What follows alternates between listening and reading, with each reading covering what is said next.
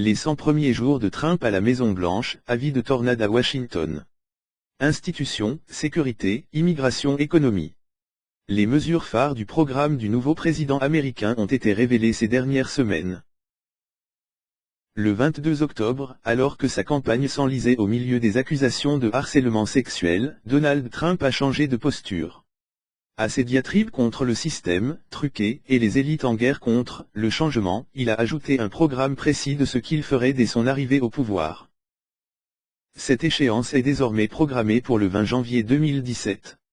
Au cours des 65 jours qui le séparent de sa prestation de serment, il va sans doute affiner ses propositions et son calendrier, plus taillé pour une campagne électorale que pour une administration débutante.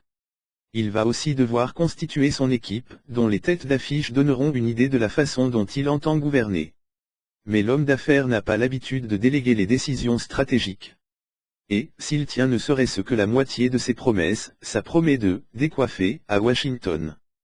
Le premier jour de son entrée en fonction, le président Trump s'est engagé à prendre 6 mesures pour nettoyer la capitale fédérale.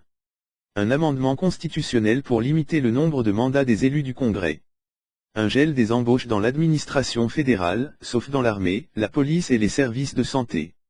L'élimination des réglementations fédérales qui entravent l'activité économique. Une interdiction de 5 ans pour le personnel de la Maison-Blanche et les membres du Congrès d'aller travailler dans des cabinets de lobbying. Une interdiction, à vie, pour les collaborateurs de la présidence de faire du lobbying pour le compte de puissances étrangères. L'interdiction totale pour les étrangers de participer au financement des campagnes électorales. Introduire un amendement à la Constitution ne se fait pas en claquant dans les doigts et la coopération du Congrès, même républicain, n'est pas acquise sur un grand nombre de ces mesures. Mais Donald Trump ne compte pas s'en tenir là. Le même jour, il entend lancer 7 actions pour protéger les travailleurs. Renégociation l'accord de libre-échange nord-américain, ALENA, ou retrait des États-Unis en vertu de l'article 2205. Retrait immédiat du partenariat trans-pacifique. Dénonciation de la Chine comme pays, manipulateur de monnaie, auprès de l'OMC. Chasse aux abus dans les échanges commerciaux internationaux. Lever des restrictions à l'exploitation des réserves énergétiques, évaluées à 50 000 milliards de dollars.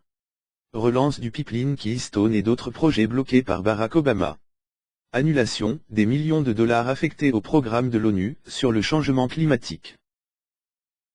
Toujours au moment de sa prise de fonction, le nouveau président adoptera 5 mesures pour rétablir la sécurité et l'état de droit. L'annulation de tous les décrets présidentiels pris par Barack Obama. La sélection d'un juge au fauteuil vacant de la Cour suprême. La suppression de tous fonds fédéraux, villes sanctuaires, qui refusent de contrôler le statut légal des immigrés. Le début des expulsions de 2 millions de clandestins criminels et l'annulation des visas pour les pays qui refuseraient de les reprendre. La suspension des visas pour les régions touchées par le terrorisme, où un contrôle efficace est impossible. Toute personne entrant aux États-Unis fera l'objet d'un contrôle extrême. Dans la foulée, le président Trump compte se présenter devant le Congrès pour faire adopter 10 grandes réformes. Des baisses d'impôts généralisées et la réduction des tranches d'impôts de 5 à 3, avec un taux maximum de 33% pour les particuliers et de 15% pour les entreprises.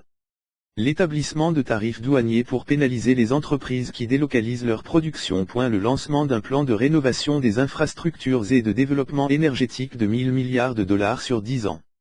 Une réforme de l'éducation instaurant le libre choix scolaire, supprimant le cursus commun et confiant la supervision des écoles aux collectivités locales. L'abrogation et le remplacement de l'Obamacare, la possibilité de s'assurer dans n'importe quel État, la réduction de la bureaucratie pour accélérer la mise sur le marché de 4000 médicaments en attente d'autorisation. Un plan d'aide à l'éducation des enfants et à l'assistance aux personnes âgées. La construction d'un mur sur la frontière, entièrement remboursé par le Mexique, le durcissement des peines pour les expulsés revenant aux États-Unis, la modification des règles d'octroi des visas pour réserver les emplois aux Américains d'abord. La création d'une task force contre la criminalité, l'augmentation des fonds pour les forces de l'ordre. Le renforcement de l'armée, la fin du plafonnement des dépenses militaires, l'établissement de procédures de contrôle des immigrants pour assurer la sécurité nationale et défendre notre peuple et nos valeurs. Une réforme des règles d'éthique pour réduire l'influence corruptive des groupes d'intérêt sur notre vie politique. Besoin du Congrès. L'été dernier, un reporter du New Yorker avait enquêté sur les plans de Donald Trump en cas de victoire à la présidentielle. Il était tombé sur le « First Day Project », ainsi résumé par un conseiller du candidat. Le premier jour, Trump passe plusieurs heures à signer des papiers, et il efface la présidence Obama. C'est devenu ce « contrat entre Donald J. Trump et le peuple américain », dont la mise en œuvre n'ira pas forcément de soi. Le prochain maître de la Maison-Blanche aura besoin du Congrès pour abroger l'Obamacare ou baisser les impôts. Certaines de ces mesures en matière de sécurité ou d'immigration seront contestées devant les tribunaux, sans doute jusqu'à la Cour suprême, leur conformité avec la Constitution étant sujette à caution. Mais le président Trump aura l'initiative, un Congrès républicain qui lui doit largement sa majorité et des outils d'une puissance inégalée.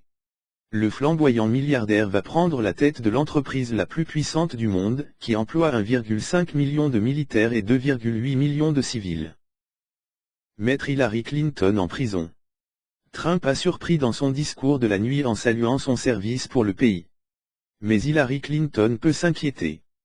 Donald Trump a déclaré à plusieurs reprises qu'il chargerait son ministre de la Justice de nommer un procureur spécial pour relancer l'enquête sur ses emails et sur la fondation Clinton, avec l'objectif affiché de la mettre en prison.